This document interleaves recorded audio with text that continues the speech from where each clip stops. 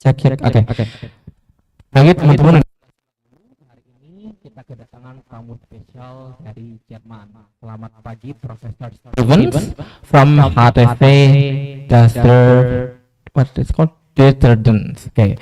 So today we will discuss a lot of things with Professor Stevens. First, we will talking about his opinions about the student affairs and student problems in university.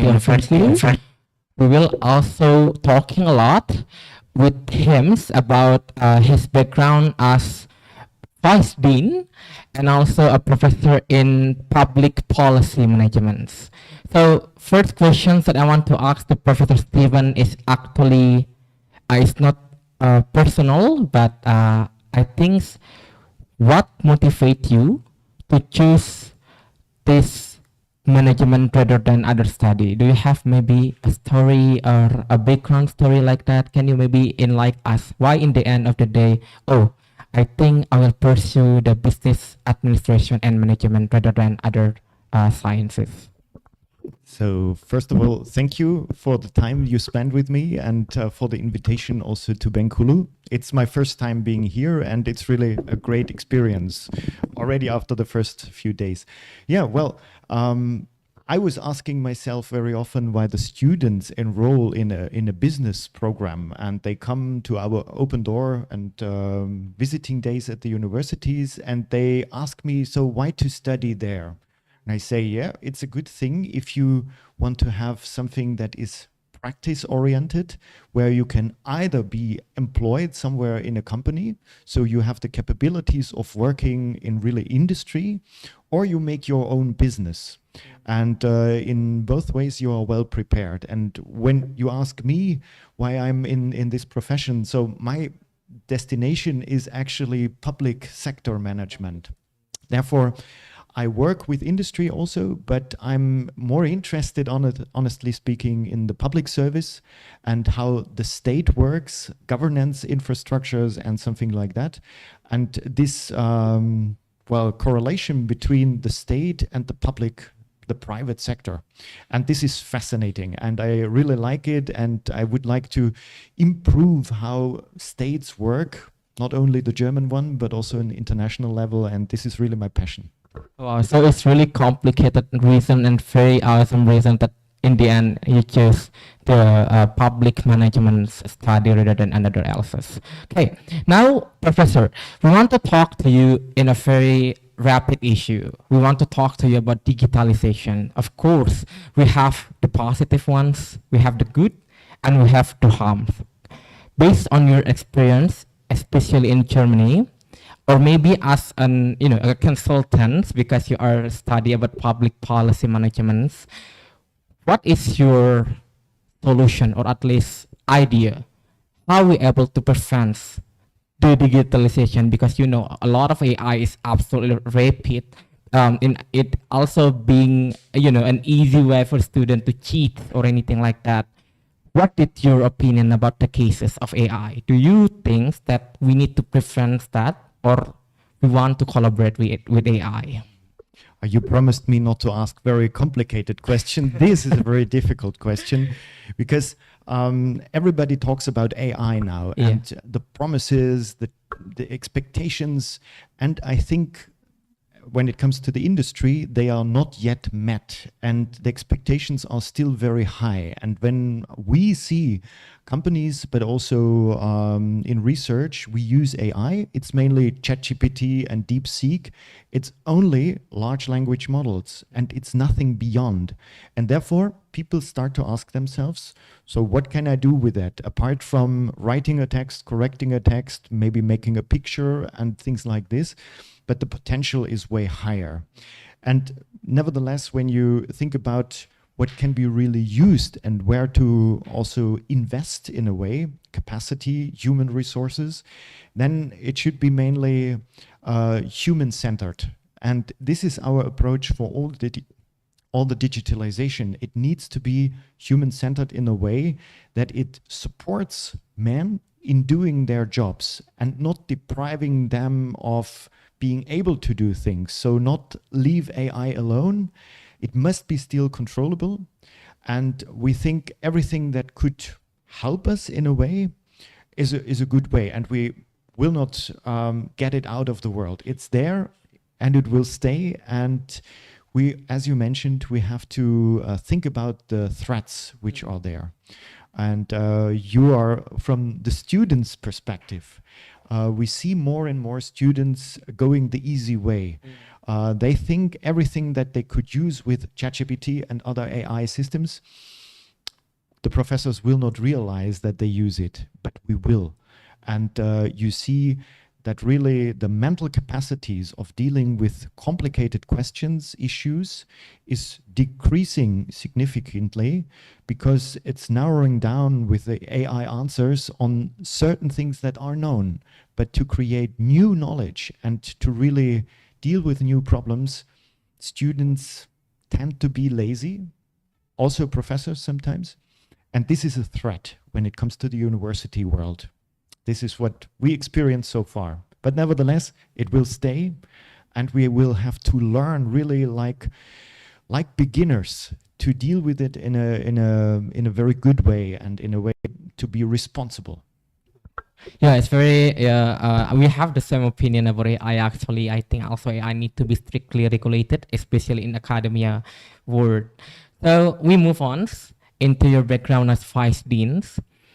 As a vice dean, of course, you have a responsibility to encourage students to be innovative.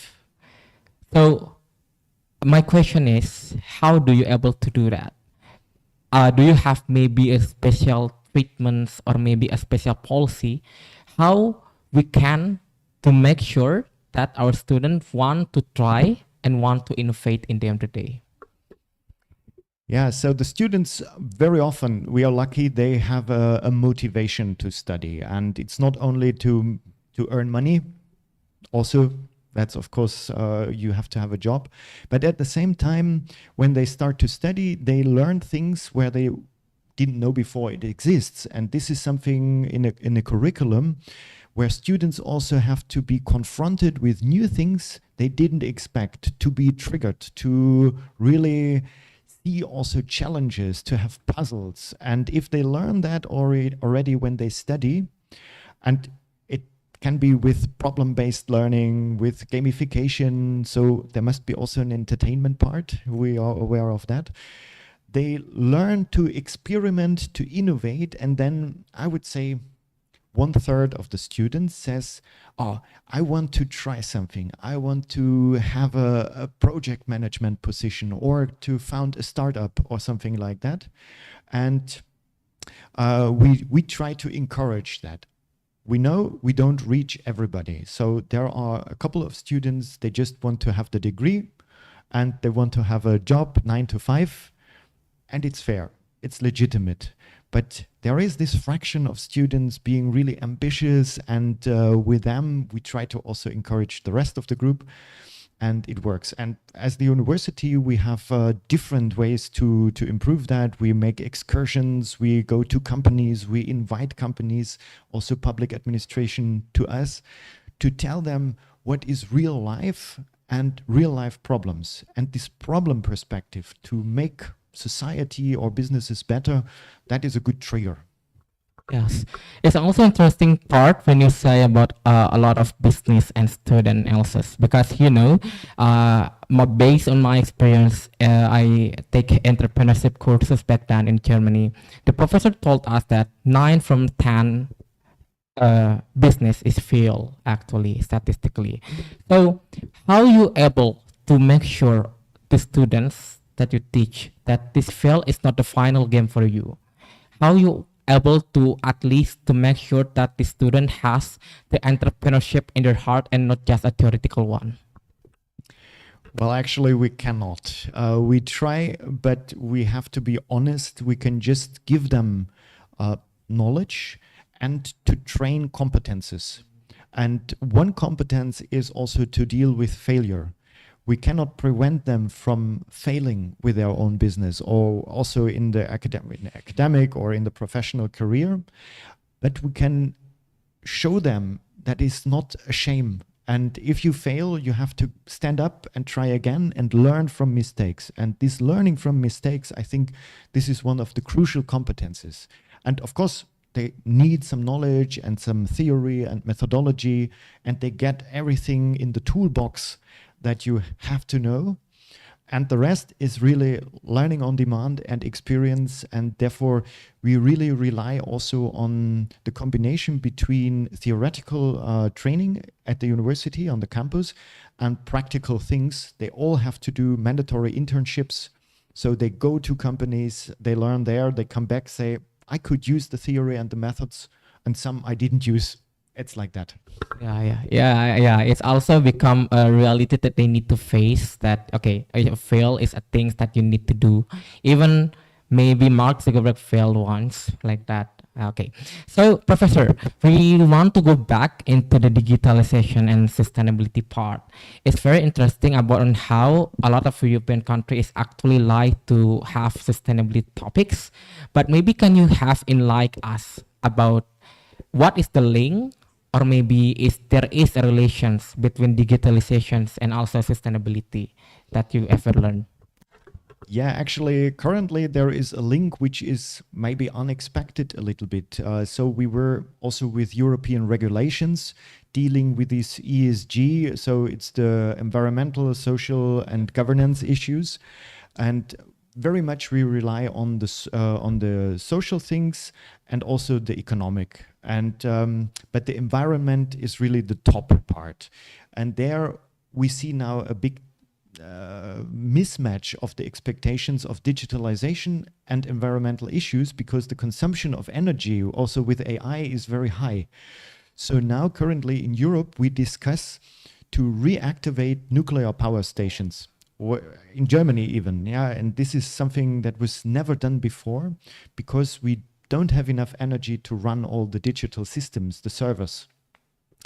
So this is one side of the coin. The other is we think, or we hope, that digitalizations and dealing with big data helps us to calculate better models, for instance, for climate change developments, for also community planning. You know, we have real winter, we have to have heating systems everywhere.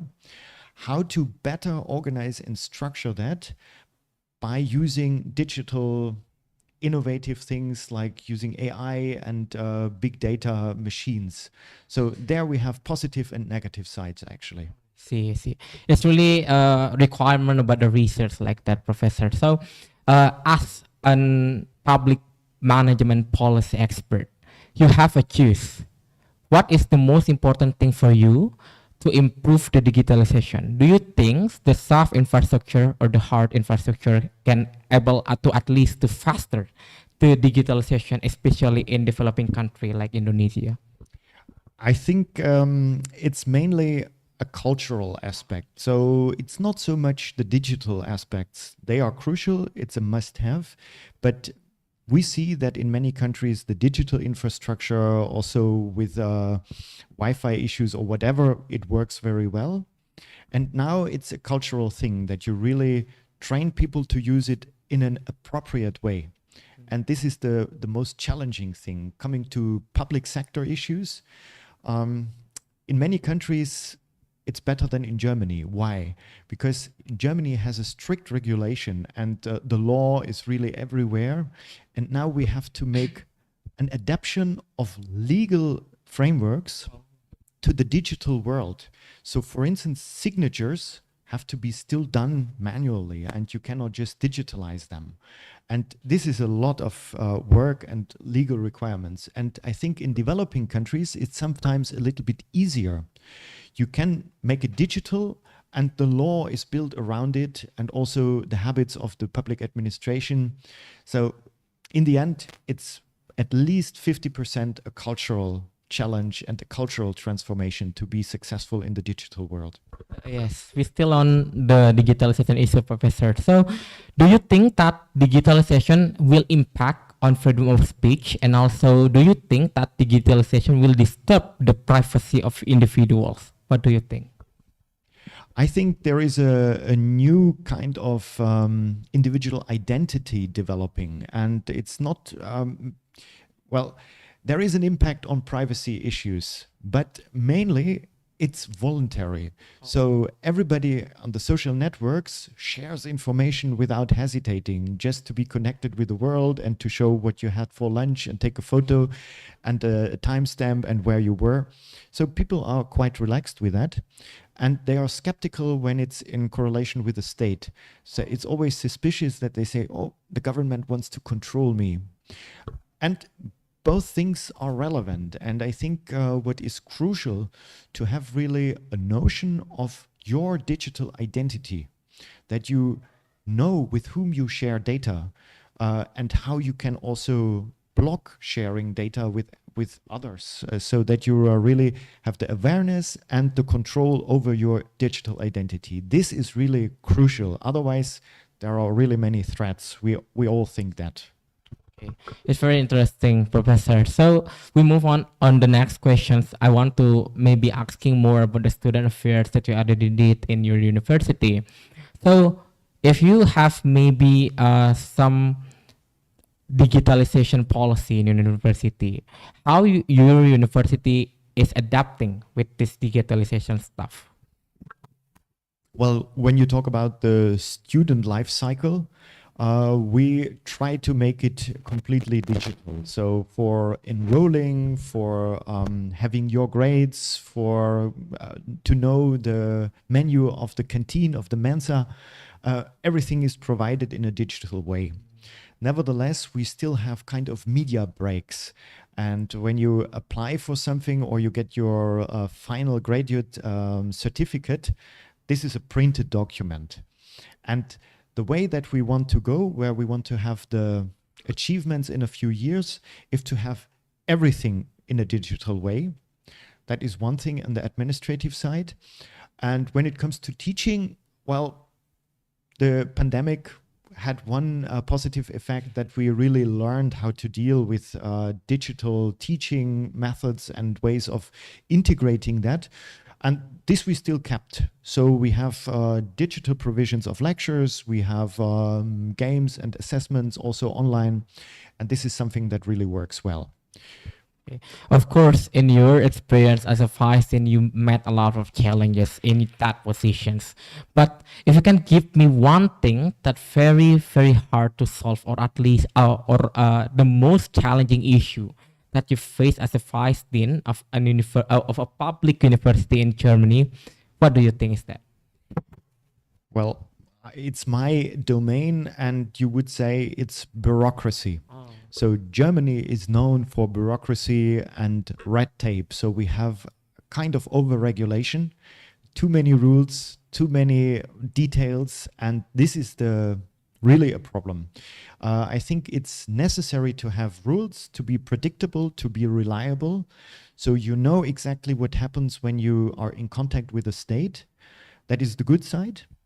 You know your rights, but things take too long very often. And red tape and over-regulation, this is the biggest problem, really. Yeah, I think the university in Indonesia also faces a lot of bureaucracy. So even the lecturer ones, they got the teachings and also community service and also publication in one time. So basically, it's the same issue as Indonesian. Okay, Professor.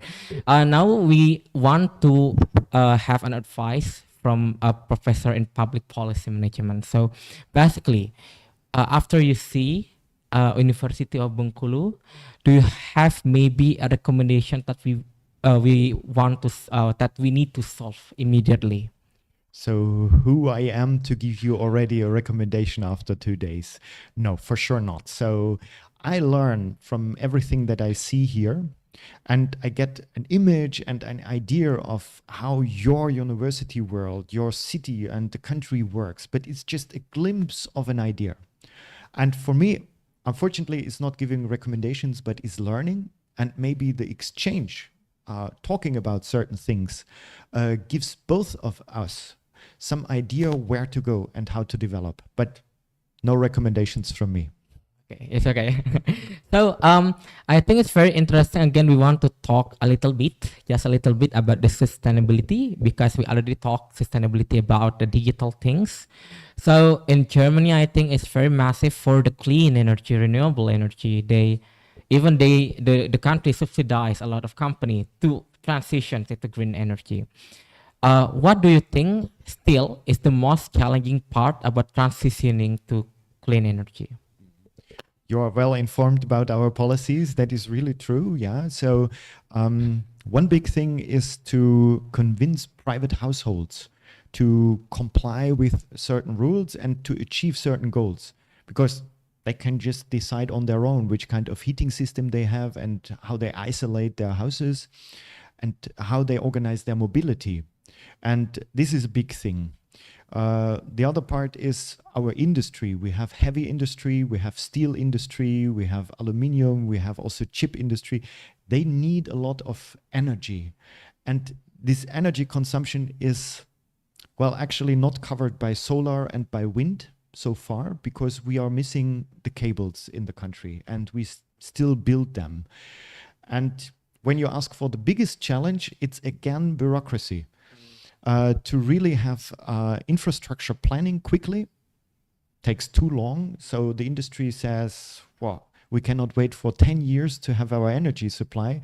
Then the competitors from China do it in 1 year and we are away from the market. So the bureaucracy and the culture is again the biggest challenge.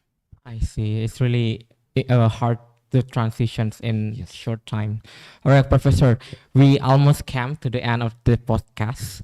Maybe I will ask two or maybe one last questions. What I want to ask to you, as a vice dean, as a student, the job market is crazy and anything else is. What do you think that all of the students need to have in personality? Wow, it could be a long wish list, but they should be open-minded first of all, and be critical learners. So they should be with a goal, some kind of individual goal, and they should take our offer from the university, which is an offer. We don't say what you get is what you must know and learn. We provide an offer. Students should be dealing with that in a critical way and make the best out of it. And this would be my wish. And also to ask questions, to doubt what they learn and hear, to be really critical, ambitious individuals. And if we achieve that, it could be the best of my career as a professor or a vice dean. Okay, last question, Professor. It's really important regarding the digitalizations. What do you think that we, as students and young generation, can do to win from this digitalization era? Don't get spoiled. Don't get spoiled from social media too much. So I think personally there is a threat that social media consumes a lot of time, more than is healthy. And try really to focus on what you need, where you gain some experiences and competences, and not only entertainment. And I think it's too much focus on entertainment, which is not bringing you anywhere. And yeah, there we all have to be careful, parents, teachers, but people on their own, the students on their own, and we can just keep fingers crossed that it works. Thank you, Professor. So, teman-teman UNIP, itulah tadi podcast kita setelah berdiskusi dengan Profesor Stevens. Kita tadi banyak belajar mengenai digitalisasi, kita juga udah ngomong masalah sustainability, kita juga udah ngomong masalah student affairs, kemahasiswaan. Kami harap podcast ini bisa membantu teman-teman untuk mendapatkan bahan-bahan diskusi baru ataupun insight-insight baru. Mungkin sekian podcast kita kali ini. Terima kasih teman-teman. Thank you, Prof.